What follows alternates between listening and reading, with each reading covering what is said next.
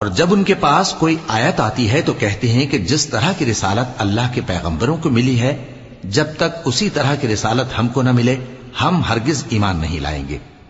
اس کو اللہ ہی خوب جانتا ہے کہ رسالت کا کون سا موقع ہے اور وہ اپنی پیغمبری کسے عنایت فرمائے۔